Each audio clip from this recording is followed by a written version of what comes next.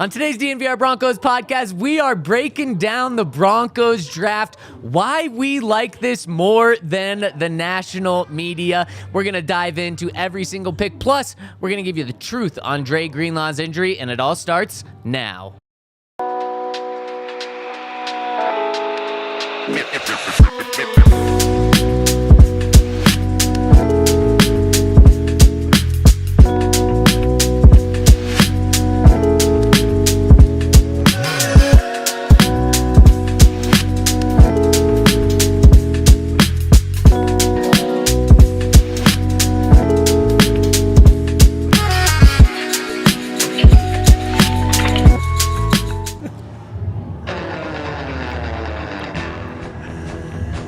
The Broncos are back with a new batch of players. Welcome to the 2025 Broncos draft class.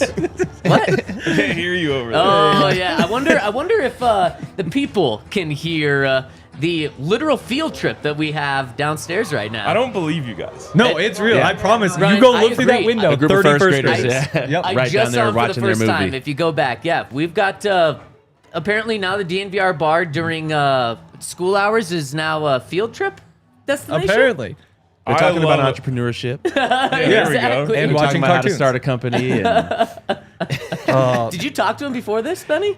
Were you the I have motivational not- speaker? No, I was not. You They're- really they're coming to should've learn been. from you guys. yeah. This is you guys' stuff. This is how you guys built this and what you guys have built. They're coming to learn from you. Back when I was in Montana, so Montana's women's basketball team, once a year, they'd schedule a game for like 1 o'clock on a weekday, and they just bring all of the elementary schoolers in town, and it was ridiculous because they'd just be screaming the entire time. Like they put like the scream thing up on the board, and it was like deafening, This is hilarious. just unbearable. Yeah, here. Do you know what's going on downstairs? It's a field trip. What do we mean? It's a field trip. Who takes a field trip to a bar? I would. Yeah, look, they're gonna watching have cartoons in the bar. They're going to have the chef come out and talk about like how to lead a chef, and then they're going to have. we go. I think they're having somebody else talk about entrepreneurialism and like Lindsay. You know, you guys' vision around this and how you guys started this and everything that you guys have done. So shout out to you guys. Wait, you're actually being serious? Yeah. Oh wow. No, okay. yeah, no. Lindsay's okay. going down there to talk to him. Wow. Yeah, I wasn't playing Yeah. at all. Oh, Like, yeah, like, wow. I think you kind of hit like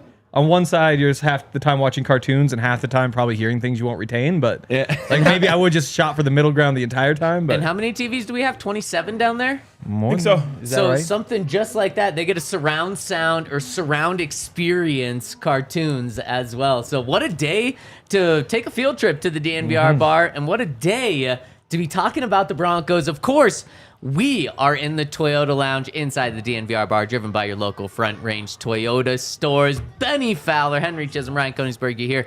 Zac Stevens rocking and rolling with you today. Let's go. How we doing post-draft? Everyone recovered yet, or still trying to recover? Still in draft mode? Still trying to recover. I think there was a lot. There was a lot going on in that draft. Obviously, a lot for the Broncos. You know, trying to figure out how these players all fit in, and then there's a lot going on. Still headlines with the Shador thing, Yeah. where it's a lot, creates a lot of interesting conversation and where things are. But overall, I thought it was pretty entertaining weekend. I thought the Broncos made some really good picks, so I'm excited to talk about it with you guys today. Entertaining is definitely right. From a national standpoint, you talked about Shador. Maybe we'll hit that at the end of the draft. Busy. Broncos make 7 picks, but they make trades where they moved 20 picks in this draft. Think about that. The Broncos started with 7 picks in this draft, and they moved a total of 20 picks in this draft. George Payton was busy. There was a lot to get into, and we're going to do that today. Henry and Ryan, you guys recovered? I'm just glad it's over, man. That was the most toxic draft ever.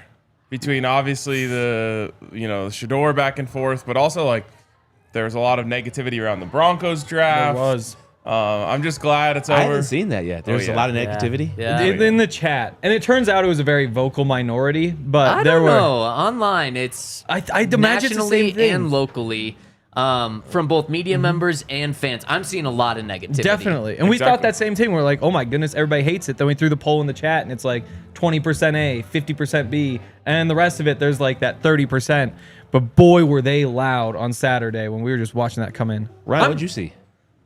Same thing. Yeah. A lot of analysts, whether that be like local, more Broncos focused analysts or draft analysts at large just feeling like the Broncos reached, feeling like they got bad value in their trades, all of that. Well, and so let's just dive in, and you guys can all have your own opinion, but my opinion on this is I love the Broncos draft, and you talk about value, Ryan. There was some chart, Benny, that came out yesterday. I don't even know who puts it together or how the hell they do this, but they said the Broncos had the 3rd worst value draft, meaning that they reached on players, I believe is what that's saying, compared to, I don't know what they're comparing The it to, consensus mock big board. drafts. Yeah. Okay, consensus big board.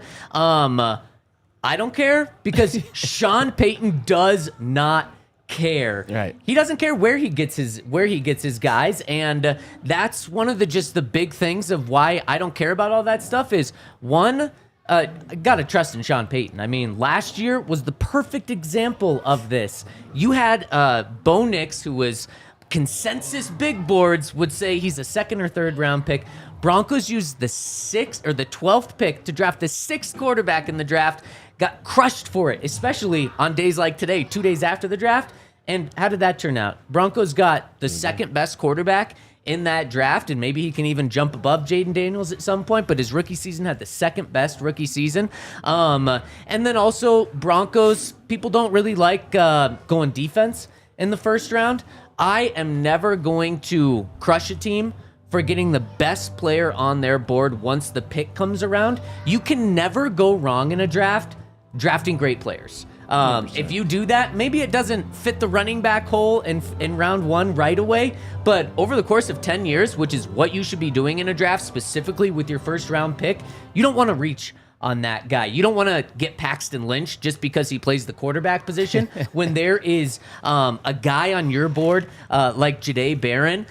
You got to take him. So I'm never going to bash a team for taking great players. So I No shots at love Paxton. this draft. No, it's okay. So when I used to write columns for the website after games, I would always try to avoid what everyone else was writing because I didn't want someone else's opinion to impact mine. I just wanted to be like, how do I feel about this?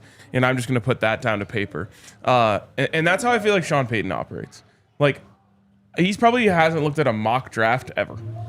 It's actually not true.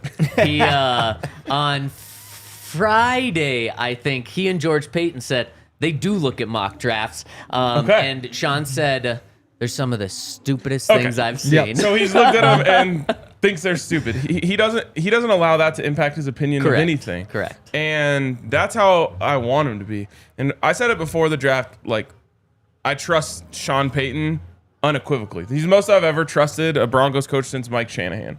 And maybe even more at this point. In his own ways. Mm-hmm.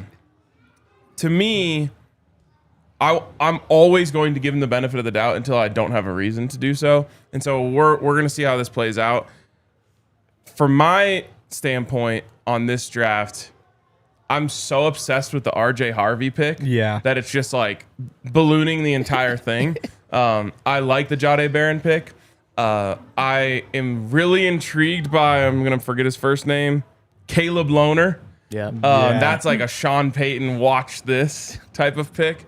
And the rest of the picks, like, you can see the thought process that went into them.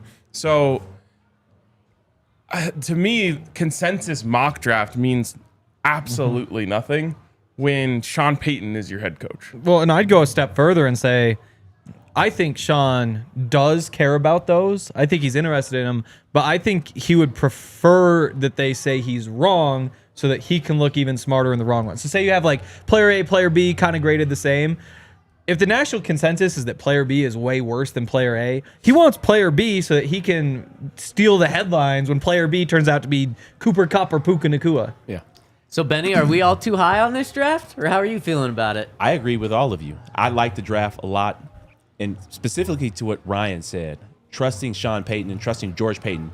These guys are the evaluators. These guys are the ones who have watched the film. These guys are the ones who have been in the NFL for 30 years. And when we look at Sean Payton, he did talk about that, I think, either after the first round on Thursday. He talked about the fact that the mock drafts are embarrassing sometimes when you look at them because you're not taking into thought their internal process, obviously, because you're not in there.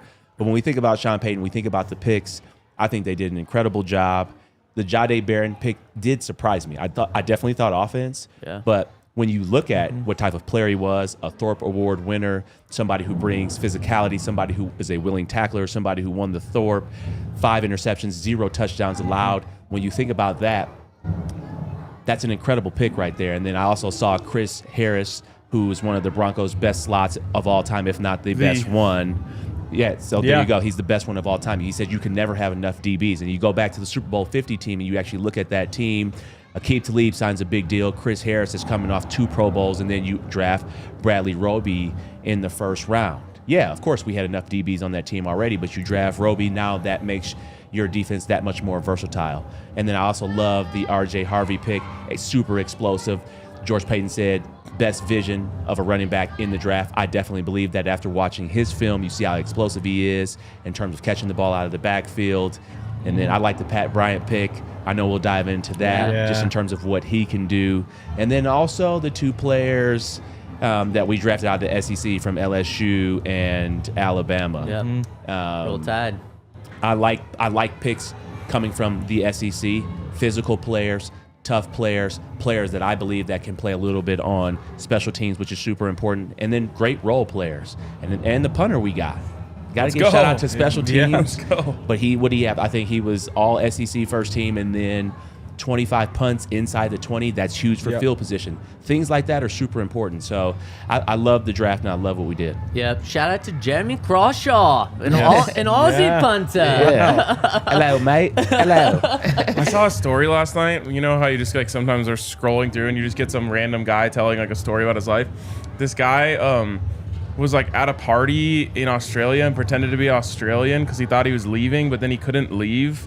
So then he became friends with the people at the party, but he had to continue to pretend to be Australian for 9 straight months. Wow. Wow. It was really, I was enthralled. What a lie to fight through. At what point do you just back out? He was in a relationship with a girl, like faking being Australian. And the accent too the whole time? Oh yeah, had to do the accent for 9 straight months. Goodness. So then he probably just came back and had the accent. He had ridden himself of the accent by the time I saw the story. That is wild. Okay, let's dive into some more specifics and talk about these guys in the draft class, and then we'll talk about Dre Greenlaw's injury as well after I give a shout out to our friends over at Empire Today. We're over at Empire Today. It's important to have the home floor advantage. The Nuggets got home court advantage back with that incredible win on Saturday night. If you want your home floor advantage, Empire Today has flooring experts with dedicated flooring professionals who focus on flooring every single day, and it's different than those big box stores where they just have a bunch of things that they're trying to do. No, Empire Today is only focused on flooring, and they can help you get it exactly how you want in your house. You can see how the floors are going to look in your home with your furniture. They've got it for you over at Empire Today, and they're going to hook you up with $350 off and a free in-home estimate when you go to empiretoday.com/DNVR. You go to empiretoday.com/DNVR. You can schedule a free in-home estimate, and you can get $350 off when you use that promo code DNVR. So check them out, empiretoday.com/DNVR. And shout out to Lucy Nicotine. Bar night tonight. Oh yeah, that's a good time coming for up. Yeah, it's basically every night. Tonight, tomorrow. Actually, no, I'm going to the game tomorrow night. I was probably play again Wednesday, I'd imagine. So back at the bar then. Lucy.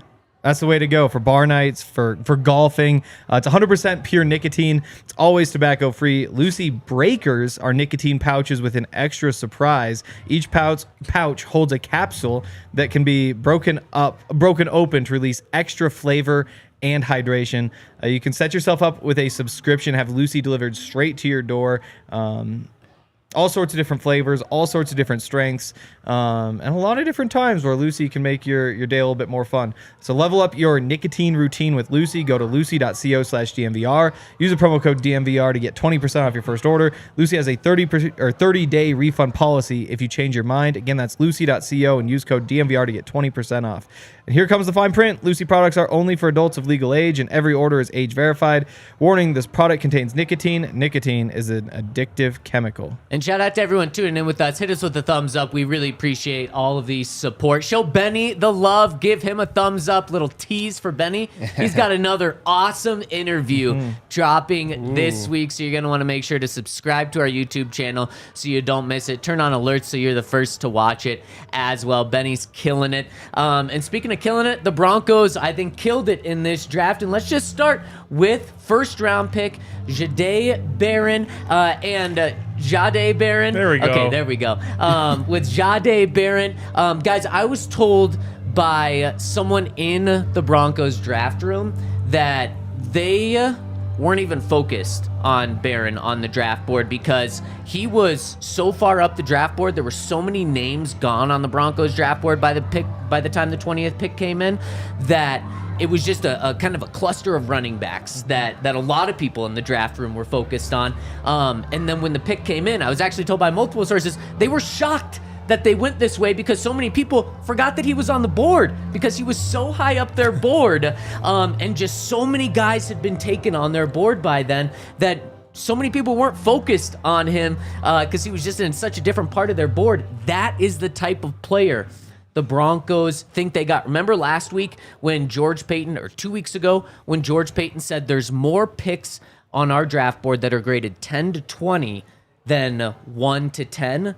They got one of the guys that was in there 1 to 10. And just being a nickel cornerback, I think that kind of hurt him a little bit in terms of falling. But the Broncos, that's perfect for what they need because you don't need a true one outside cornerback in Pat Surtain. And Barron can become an outside cornerback, but from my understanding, he is going to start at that nickel spot. But this is a guy that can just do it all. He is as versatile as can be. The numbers, Ryan, you might disagree with this. The numbers say he was the best cornerback in college football last year, which is just incredible praise because we know how good Travis Hunter is. And he won the Jim Thorpe Award. I know there was some controversy with the Buffs with that happening, but you go through like yards per catch, passer rating when targeted, touchdown to interception ratio. He's number one across the entire country. The Broncos got an absolute stud. Yeah, the analytics say that he's definitely the second best corner after Travis Hunter, but PFF had him as one of the elite round picks.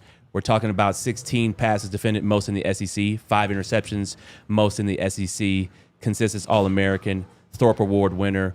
But when I think about Jahdae Barron and why Broncos Country should be excited, extremely physical, brings that tenacity, brings a level of swagger, and you're talking about somebody who's a Swiss Army knife. He can play inside. He'll probably start inside, but also can play outside.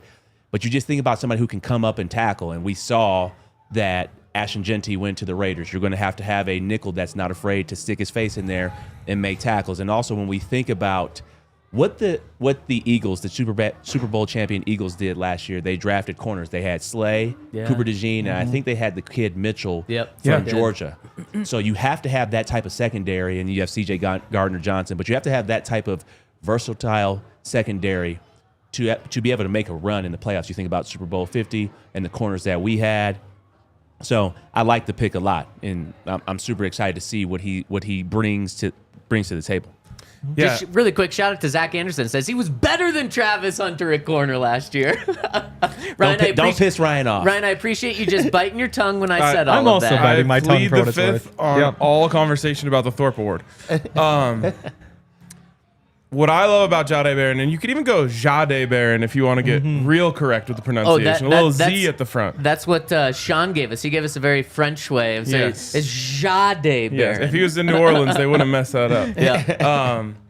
What I love about him is he brings the two things that I think I want most in my defenders: speed and power.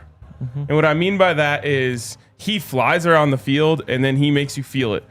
And from a cornerback, there's not a lot of guys you can say that about. But he has that speed that you love to have, but then he's so tough. And you know, I said this the other night, but like we use the word dog a lot in football. To me, he's really a dog. Like he's out there, he is not afraid to put his face mask into someone's chest. And I just love watching him play. Honestly, his play style at a different position reminds me a little bit of Kareem Jackson, just the way that he uses his speed to generate power. And I just love that about him. Both Kareem similar in that, you know, Kareem was drafted as a cornerback. Yep. And it's that same thing where he's more that hybrid type, like maybe even more safety than cornerback. I think you're hoping that you get a Tyrann Mathieu, who's a guy who Sean obviously drafted to New Orleans, who's that, again, drafted as a cornerback, like can play in the nickel, but you really want him moving all around the formation. And I think a lot of the time, you might even want to just free him up from his responsibilities and let him just go make plays, because that's what he is as a playmaker. He got his hands on more passes than just about anybody. He picked off a bunch of them. It's a little bit scary taking a guy like that in the first round, just because you need those plays to keep showing up, and they can be pretty fluky. You know, like we think back to Jaquan McMillan, for example. The reason he held that starting job was because coming in, he made play after play after play. He's blitzing the backfield. He's picking off passes. He's getting his hands on balls. This year it dried up a little bit. And it wasn't that he had a bad year. Like it might just be a little bit fluky that he didn't have those numbers that he had before. But because of that, you're moving on. And so I think that's part of the fear. And I think that happened with Tyrann Mathieu a little bit too, right? There are a couple of years in there where it's just like, oh, the interceptions are down, tackles for loss are down, the sacks are down. And because of that, it's like, wait, is this guy done? But then last year, he shows up and he's great again. So it's going to be interesting to watch the development. But his job is basically playmaker. You know, he's as much... When you look back at before last year's tape, he's honestly as much like linebacker as he is cornerback. Yeah. When I was looking at his tape, he's all over the field. He can cover, which is great, obviously, playing nickel, but 900 snaps at both positions, inside the slot and outside. So very diverse in terms of, his playmaking ability. You know what I really loved about the pick, and after he got picked, was asking to be put on speakerphone to thank the entire organization for trusting him. And then we talked about it live on the show. We talked about what type of character this guy is, that he has, and the culture fit. Things like that are just as important as the playmaking ability. Somebody who can come in, somebody who wants to learn from the Defensive Player of the Year in Pat Surtain, somebody who wants to put himself in a position to learn and be open-minded and be willing to do what the coaches ask him to do. That's what I'm super excited about this pick, And he finds himself around the ball a lot, whether it's tackling. Yeah, some of the interceptions, there are tipped passes, but he's around the ball and he's making those plays. And the fact that he can track those tipped and overthrown balls, that's incredible to see. And I'm super excited about it. His character is off the charts. When he showed up to the Broncos facility the next day, he was wearing a little pendant that had one of his longtime friends who passed away like 5 or 6 years ago, and he said, man, I told him that I was always going to represent him, so I have him right here. And then he talks about how he's doing all of this for his mom because of how she raised, I think, 6 kids on her own, and now he's allowing her to just be a mom and retire, and he's going to take care of her. He is so put together on and off the field. It is so impressive. And that's such a key thing with the first-round pick. There's a lot of first-round picks that the talent is off the charts. There's some questions about the character, and it's those things that make them not succeed in the NFL, not the actual talent. So you get it with the football player, you get it with the person as well, and you can just tell that this guy is so sharp. And he has to be playing all of those positions. He actually said he's just playing chess out there. When everyone else is playing checkers, he's playing chess, and that's true. When you're in the SEC and you're playing 4 to 5 different positions and the coaches can just move you around however they want, that you are playing chess. You are that smart. And what I loved was he was talking about when you're playing outside corner, that's about the mental aspect of the game and safety. When you're playing that nickel and you're inside, that's the physical part. He said that's one of the biggest things he learned about being versatile is those things. And that just has to be music to Vance Joseph's ears, because he knows, like, okay, he's going to have the right mentality if I put him outside, if I put him inside. But I don't think he's based... I think he's definitely a playmaker, but he doesn't base his game off being a playmaker. If he doesn't make plays, that's not going to impact who he is. He's a fantastic cover corner as well, wherever he is. Yeah. Taking somebody out of the game, I'd be curious. I want to come down the line to all of you guys. We talked a little bit about this live as the pick was going, but what does success look like for his first 4 years as a Bronco now that he is a first-round pick? Like, how are we going to judge this? Just us 4 sitting up here, how would you guys judge it? What's success look like? I think it's so hard to define success for corners because there's the less stats usually the better. Obviously, picks are a great one to have, but if they're not going your way, you're not going to get that opportunity. We saw that happen with Chris Harris Jr. several years, where he didn't get the recognition he deserved because he didn't get the opportunities that he wanted to make plays on the ball.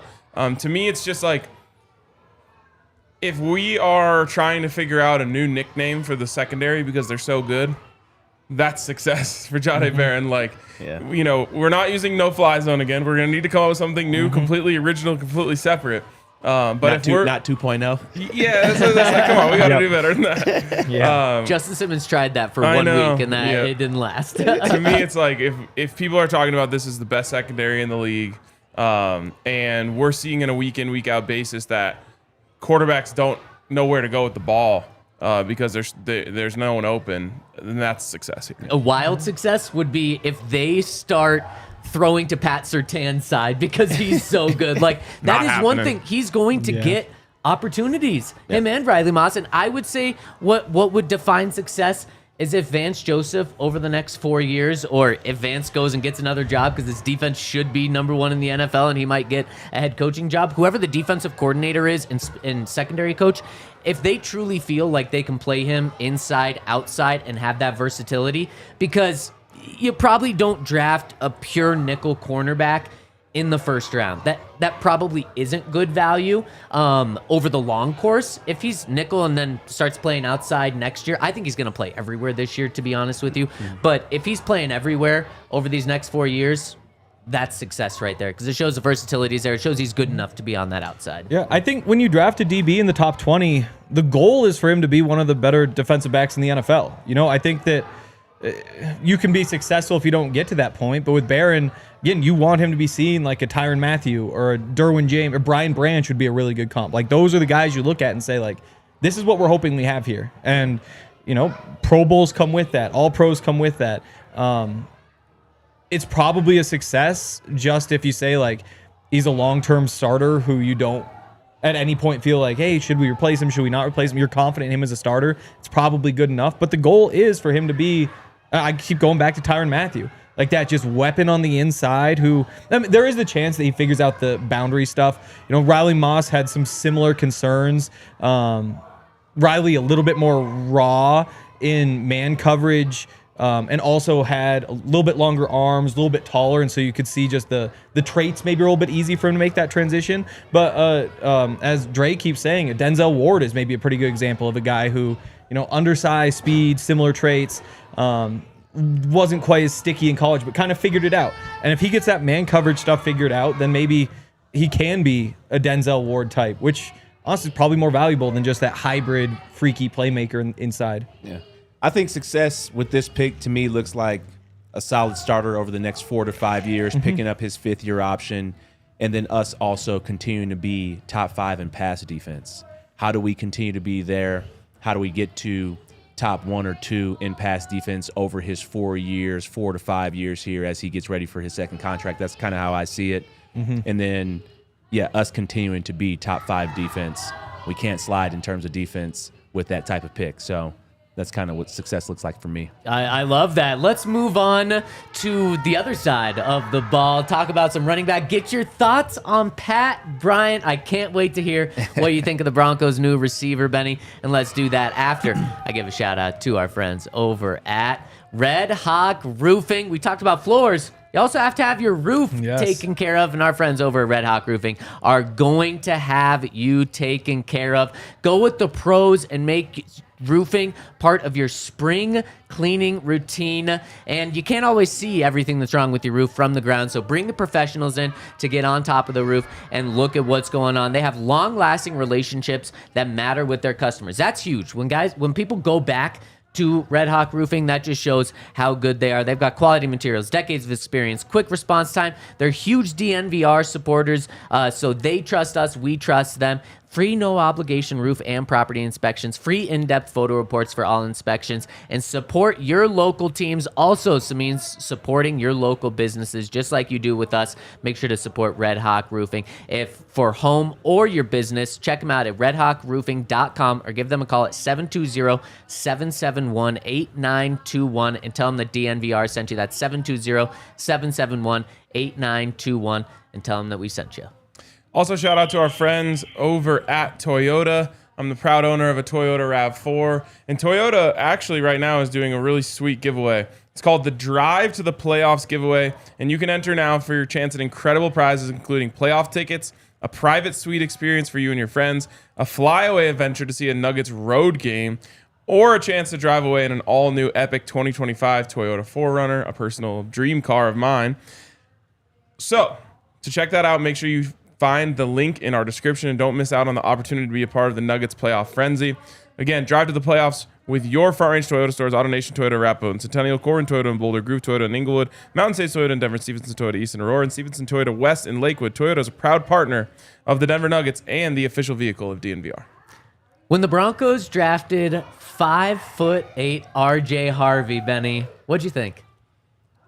I didn't know what to think at first, and then they put the highlights on, and I just think explosiveness immediately. Yeah. Somebody that when he hits the hole, he's hitting it 100 miles an hour, but if he gets through a crease and he doesn't get touched, he has home run ability. And I also see, I have it up right here, 32 rushes of 15-plus yards, second best in FBS.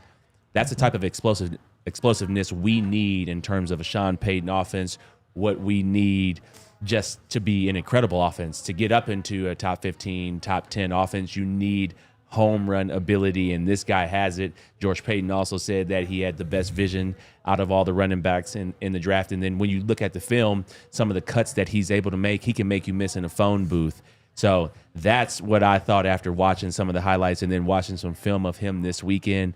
I'm super excited about seeing him in a Broncos uniform, and then also some of the wheel routes that he was running, screens that he was catching. He does have hands. He does have that ability. Yeah, he's a little bit shorter to the ground, but he's just that much more compact and harder to take down. And when I think of him, I think of the Broncos said, okay, not only were the worst running team in the NFL last year, we were the least explosive. On top of those second most 15-yard runs, he had the most 10-yard runs in the NFL. I think the Broncos' long run last year was like 22 yards. The year before, it was like 18 yards or something like that. That's awful. RJ Harvey might have that on his very first carry with the Broncos and break that explosive, exactly, which home run hitter. And like you said, the vision, he just gets lost behind behind linemen in a good way, because then the defense just doesn't even see him, and his vision is really good. I mean, he's the total package outside of being, Derrick Henry, 6'2", 250 pounds.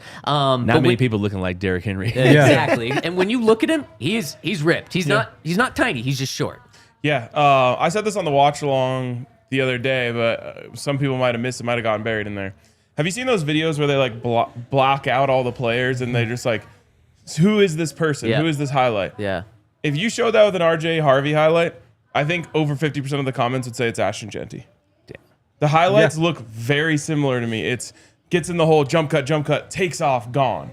Like that's what everyone fell in love with Ashton Jeanty so much. He's hard to bring down in space. He's very shifty side to side, and then when he gets into the open field, he explodes. I see a lot of similarities in their two games when I watch the tape. Obviously, most people would say that RJ Harvey's a slightly lesser version of Ashton Jeanty, but the skill profile and the skill set to me is very similar. And I think that's probably why the Broncos were so in love with him. As you reported, Zach, like if Jeanty had fallen past the Raiders, the Broncos might have been aggressive trying to go up and get him. And I think that in their heads, they were like, okay, well, if we can't get him, this is the next best option of a player who fits some of those same needs for us in the running back room. And in terms of the home run hitting stuff, he's better than Jeanty. Jeanty better at breaking tackles, and there's a long list of those things. But in terms of just the pure home run hitting, the answer is you want Harvey over Jeanty. I think what makes me so excited about that is the fact that he can run between the tackles. People get really caught up in the size, which kind of surprises me. Because he's similar height, right, as Jeanty? Exactly, yeah. Okay. And like he's 205 pounds. He's about the exact same as Maurice Jones-Drew, who famously could run between the tackles pretty well. Javonte Williams, kind of what a lot of people say was like, he's just not explosive enough. He's good between tackles. at the combine, Javonte was 7 pounds heavier than RJ Harvey. So like you're really splitting hairs to say like this guy can't do it. And then you look at the results, and 48% of his carries last year went through A and B gaps, 5.9 yards per carry in the A gaps, 8.9 in the B gaps, 5.4 in the C, 6.9 to the outside. He's just as good inside as outside. You go back and look at where these big runs are coming from. A lot of them are going right up the middle. So the idea that he's just some like scat back, get him the ball and go outside, like that's totally wrong. And that's also kind of the key to his game, is that you don't just sit outside and wait for him to break it out. It's you have to defend him inside, which means that when he uses his insane vision to bounce these runs outside, there's nobody out there and you can go run for 50 yards. 100%. When we're looking at RJ Harvey, I think Broncos Country should be very excited because the type of speed that he has aren't things that you can coach. Yeah. That's just not something, oh, hey, we can get him faster. No, the way he runs, I mean, the way he picks up his knees, like that is incredible running form, and that is a guy who can pull away from defenders. I even saw him pull away from Travis Hunter on one. Travis almost caught him. If there was a little bit more field, Travis might have caught him. But the fact that you can get away and that you can pull away like that, where a DB has to take that proper angle or they won't catch you, is what we need. And then last 2 years, 1,400 yards, 16 TDs, and then 1,500 yards, 22 TDs. Somebody who finds the end zone. That's what the Broncos need in terms of the running back position, and that's why Broncos Country should be excited about this pick. You take 42 touchdowns total in the last 2 years, including the receiving ones. Insane. And this is going to upset some people, but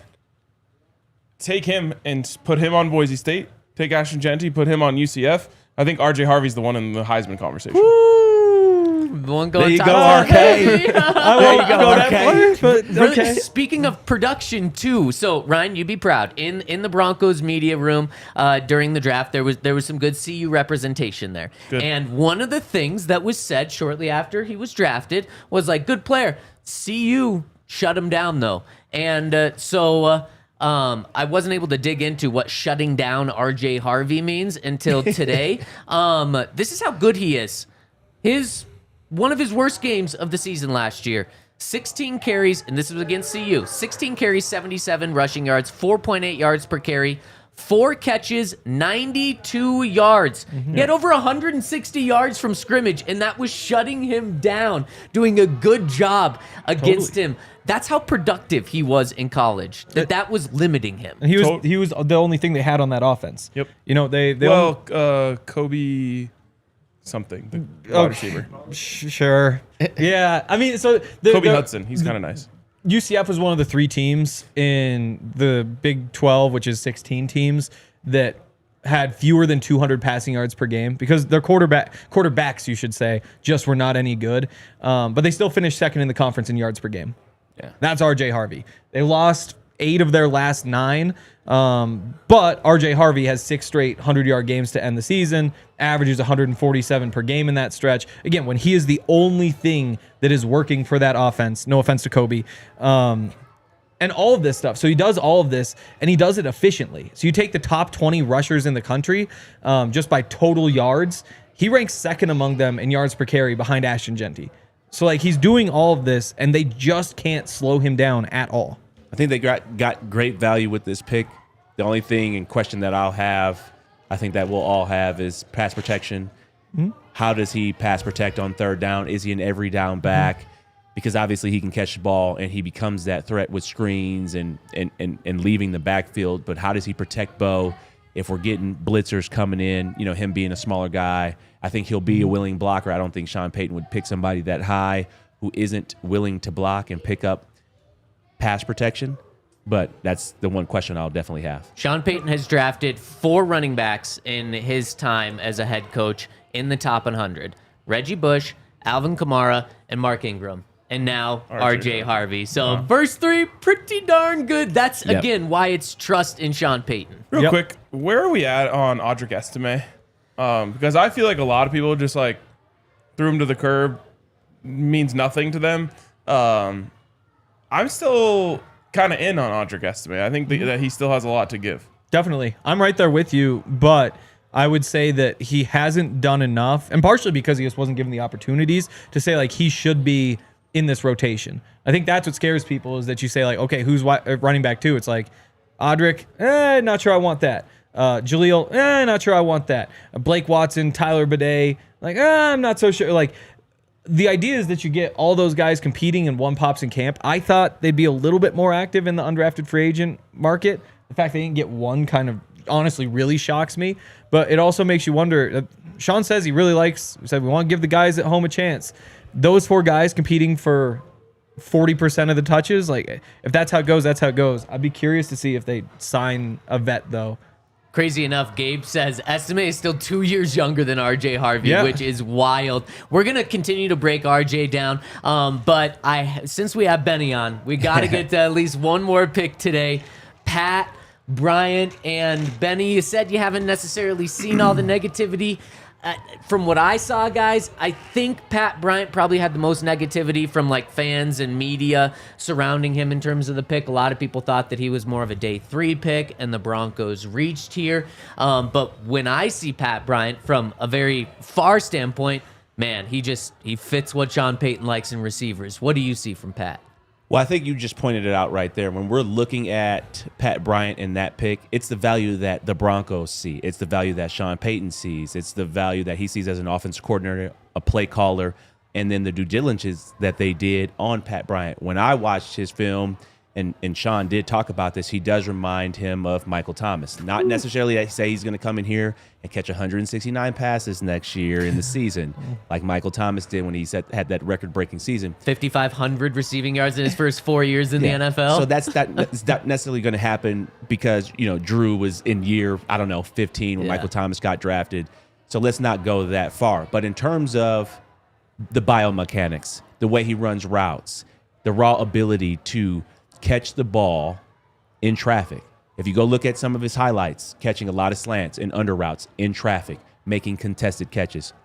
We talk about the way that he caught the ball in clutch time. Couple of walk-off touchdowns. Caught a dig route, I think, against Maryland to win that game and pulled away from the defenders. But catches the ball well. Yep. Catches the ball in traffic well. Something to be super excited about. And also 54 receptions, 984 yards, 10 TDs last year, 1 drop. Mm-hmm. Things like that are super important. Yep. He also caught a big box fade against my Michigan State Spartans where he ran right past the secondary defender. And we saw where we missed a couple of times last year with Bo and Troy Franklin, where we missed that big box fade where there's an incredible opportunity, ran past the slot defender, but we didn't make that play. What this also does is brings incredible competition to the receiver room. Nobody's comfortable. Hey, we just drafted this receiver in the 3rd round. Troy Franklin, better step it up. Vele, better step it up. Mims, continue to step it up. Cortland, even to some extent, continue to step it up. But this gives Bo another weapon, somebody I'm super excited about, and somebody that I think can add a tremendous amount of value to this receiver room. Mm-hmm. Going back to that play at Michigan State, though, like the way he got open was he gives that little move to the inside and then breaks outside, and the corner just spins around in a circle. Yeah. And there's a lot of that sort of stuff when you watch Pat Bryant, where it's like, oh, I can tell this guy's faster than you. Obviously, he ran a 4.61, but it doesn't matter because you got him off balance or you had him fooled going this way when you're going that, whatever it may be. Like, he is just so crafty. And it shows up in the route running. It specifically shows up when he's playing zone coverage, where I want to say he ranked 1st in passer rating when targeted among like the top 150 receivers in zone coverage. The yards per route run is crazy up there. I mean, the production across the board is ridiculous. And I think because the total production starts with a 9, that like 9.65 or whatever, instead of the 1, he didn't break 1,000 yards. It looks different. You have to remember, though, this isn't a guy who was playing a bunch of CFP games. Like, there's a reason why he was 2nd team All Big Ten and Emeka Egbuka was 3rd team All Big Ten. It's because he was the better receiver. He was the more productive receiver. Egbuka, the better athlete, and so you could see him doing better in the NFL. If you're Illinois' offense stinks. And it was only him. It was exactly. Yeah, last time they'd been to a bowl game, or last time they had double-digit wins was 2001. They did it this year, and he had 250 more yards from scrimmage than anybody else on that offense. Like, it was just him. RK, you were getting ready to say something? Yeah, the thing that stood out most to me when you talked about it, 1 drop. What was the thing that I said the Broncos needed so much when we were debating whether or not they needed a wide receiver? It was they need a reliable receiver, someone who you can count on. You mentioned the craftiness. The combination of those two things is how you rack up catches in the NFL. Yep. be crafty and be reliable, and your quarterback is going to find you. He knows when that zone is out there, you're going to sit in the right spot, and he's just going to be waiting for you to get there, and he's going to deliver the ball. And then I think about this. Imagine this, from the 8-yard line. Cortland Sutton. Why am I blanking on the tight end? Evan Ingram. Jeez. Pat Bryant. And then, hey, why not throw in Caleb Lohner in there? Yep. Think about that size. Everyone's over 6'3". Yep. 6'2", 6'3". Good luck trying to defend that. Obviously that is assuming a lot that Lohner can pull it off and make the team. But regardless, you have really big options, and that is what Sean Payton always wants. 100%. That's exactly what he wants. And now, one of the reasons why at least fans initially see the pick and they're like, why do we draft him in the 3rd round? His 40 time. It was underwhelming, 4.61. But when you watch the film, he does not look like 4.61. He looks fast. And then also, I think it's like 4.61 doesn't actually look slow. Yeah, exactly. But you have someone in the chat who says, Amon-Ra St. Brown ran at 4.61 as well. It's the exact same time. So we're not running track. Right. I wouldn't worry. Exactly. I wouldn't worry about the 40. And really quick, before we go any further, because I want to give a shout out to Sean Payton, because I think he's been tuning in. And before I give a shout out to Sean, I just want to remind everyone this is our last day of the Die Hard sale, where you can get year-round coverage for less than or over half off right now. Just for $36, you're going to get a free t-shirt of your choice over at the locker. You're going to get merchandise at a discount. You're going to get bar discount. You're going to get all of our coverage, not just Broncos, but Nuggets, Rockies, Avs, everything we cover for an entire year for just $36. And again, it's the last day of our sale, so make sure to get in on that. We really appreciate all of the support. And once again, hit us with a thumbs up if you're tuning in now or in the future. We really appreciate it. But I want to give a shout out to Sean Payton, because Benny, you have been saying, you never said the Broncos need a 1st-round receiver. What you said was the Broncos need someone to get open on the short stuff, specifically slants. Yep. And that is what Pat Bryant does. He wins at the line of scrimmage. So, Sean, thank you for watching. Thank you for taking Benny's advice. Pat Bryant might not be at the Amari Cooper level of getting open on those slants right now, but that is where he really excels when you watch the film. And then also, that's something that Sean pointed out too. So I think he might be that short game expert as well for Sean. And when you look at Michael Thomas, like you said, Sean noticed the similarities and traits. Michael Thomas was a Hall of Fame receiver if he was able to continue his career long enough. I mean, 2 All-Pros in the first 4 seasons. And he didn't do it by catching balls 30 yards downfield consistently over and over. It was by catching passes 5 yards within the line of scrimmage over and over and over again. And Sean sees that type of skill set for Pat Bryant. 100%. If we go back and watch the film, if people go to YouTube and watch his highlights and highlight tape, and then I'll break down some of his film, you will see a lot of contested catches.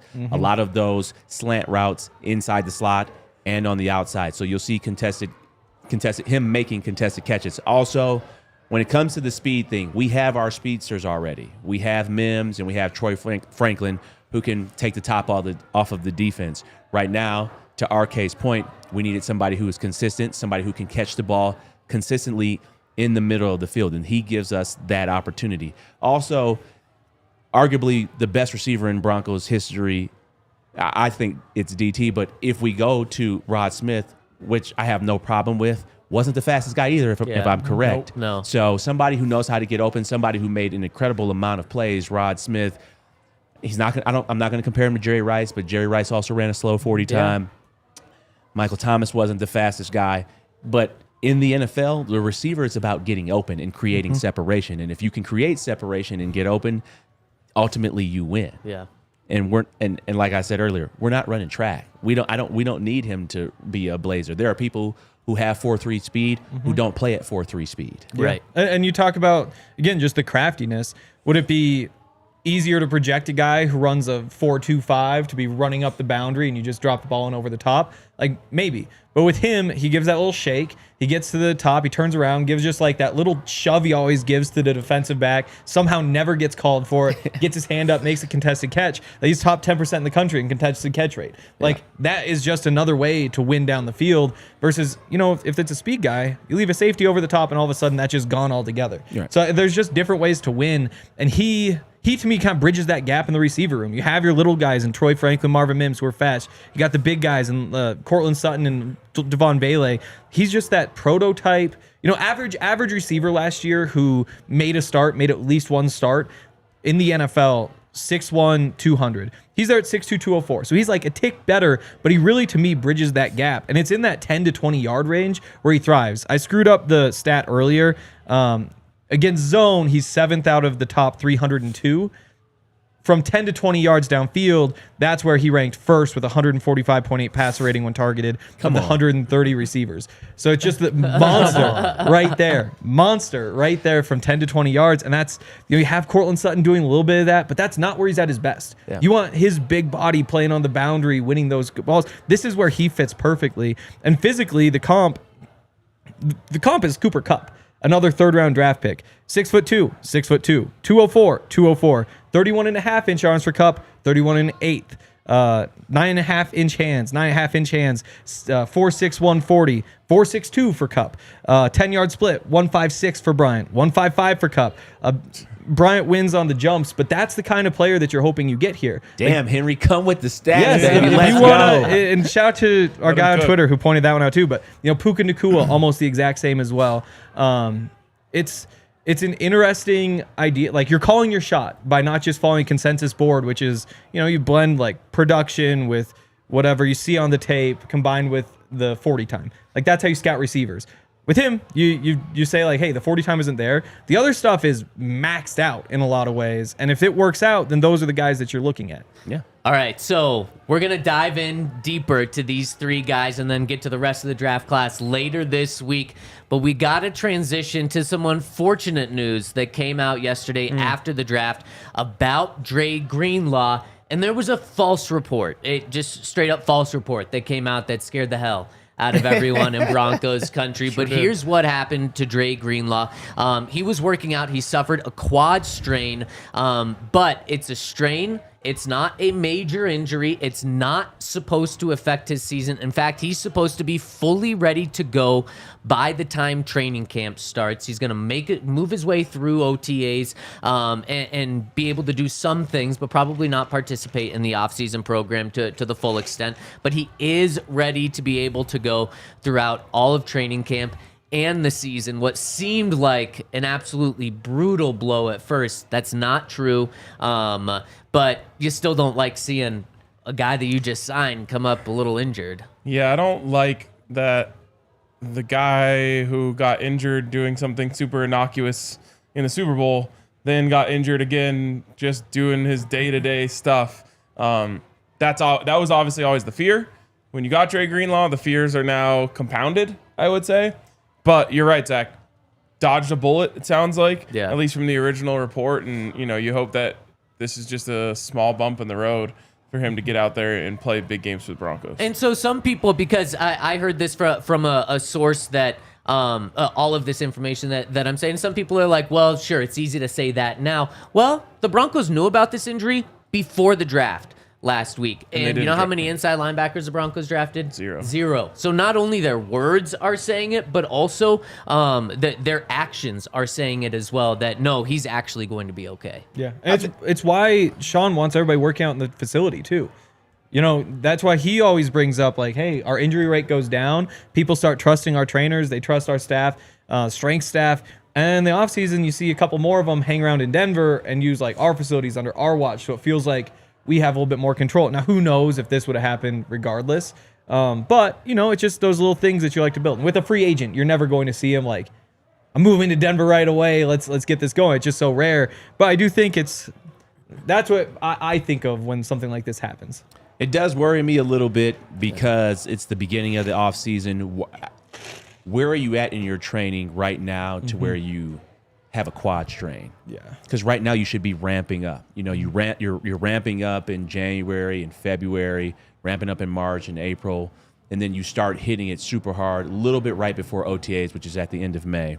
So it does concern me a little bit, but I'd rather it happen right now than right before training camp. So I'd rather it happen right now. Dre, if you see this, hit me up. I got Doug Goldstein's number. I just connected him with Evan. I will connect you with him. He's the best PT in Denver, does it out of his home. I used him, met him through Damaris. So if you need a PT, he's also worked with Bo Lowry hand in hand. So there's no conflict of interest. Dre, hit me up because Doug is the best. But Let's clip this and get it out so Drake can see and get his number. you'll see. Yeah, I might need to get to Doug. Doug's the best. Also, yeah, go ahead. Conga in the chat saying maybe the 49ers knew what they were doing. Remember the 49ers? Thank you. Kyle Shanahan, John Lynch went to Dre Greenlaw's house in Texas after he'd already agreed to the deal with the Broncos and tried to get him to change his mind. So it wasn't just they wanted him. It was let's sell out to try to get him. 100%. Especially not they let him go. No, they did the opposite. Yeah. And I mean, speaking of the 49ers, they have their own bad injury luck right now. The guy that they were hoping to replace Hufanga just had a major injury as well. So Who's that? I don't remember his name off the top of my head. But RK, I have to agree with you. Like, it does make me just a little worried. You sign an injured guy, and then he gets injured early on. It's we've seen this story too much in Denver over the years. I hope it's different with Dre, because when he is healthy, man, he is a dog. He is going to help take this defense to be the number one in the NFL. 1,000%. We definitely need him. But Bo Lowry, Sean Payton, the due diligence that they've done, they will be all right. Bo will be able to help this. The training staff will be able to help this. And Dre, I got you.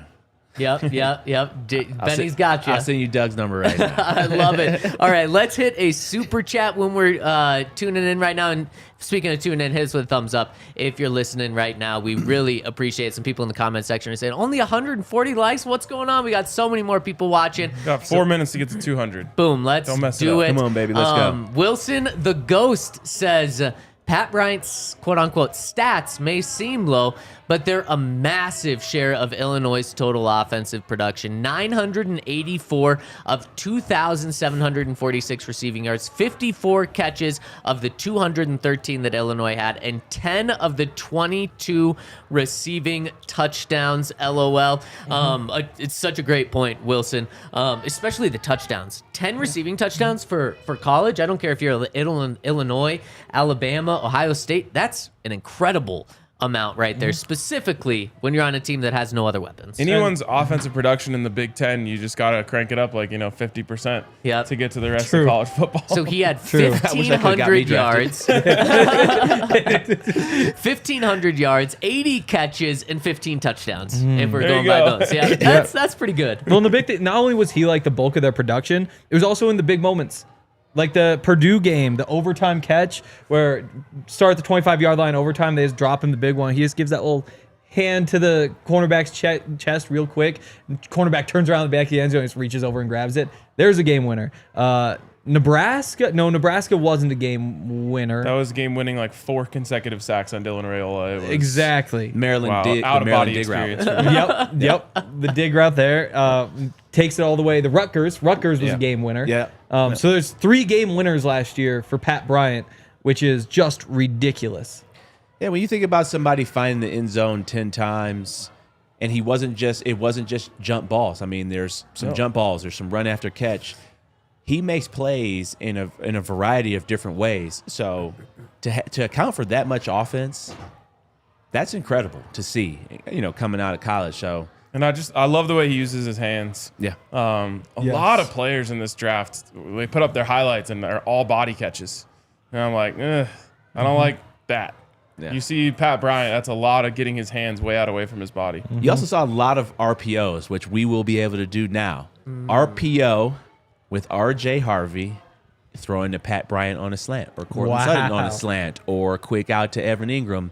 Our RPO game, because Bo is such a threat now, takes off even more. I love that. And everything we've said seems like a worthy third-round pick. I don't think the Broncos reached, but to just address the people that think they reached on this one, let's say that the Broncos tried to play games and tried to wait to the 4th round. to get him, and someone else snatches him right before. Was that worth it to roll the dice and wait? If Sean Payton thinks this guy is everything we just talked about what he could be, of course not. That's why, like, you just have to trust Sean with this, because he sees probably even more than what we see right now in him. And so, yes, that's everything we've said is very well worth a third round pick. Trust the people who are getting paid to do it. Yeah, millions, tens of millions of dollars. Isaac Tesla was already off the board when they drafted Pat Bryant. That's probably the move where they're like, oh, this is where just anybody can be going, because not a lot of Isaac Tesla knowers here probably. I am. Oh, he is. We got one. But again, like when that guy goes off the board, another receiver who like, oh, good combine, sure, let's do it. That's when it's time to get your guy. And they did with RJ Harvey trade down twice. Like they knew like, hey, this guy's probably there's the top 4 running backs going to be gone. There's 12 more. You didn't have to stop talking like mid-sentence. Sorry, you told me to stop, so I stopped. But that's going to do it for us today. Shout out to Benny for joining us. We're going to go deep inside this Broncos draft class the rest of the week. Plus, awesome stuff coming in from Benny. Hit us with the thumbs up on your way out. We appreciate everyone tuning in. We'll see you tomorrow. DNVR Broncos Podcast. We all silly like the mayor.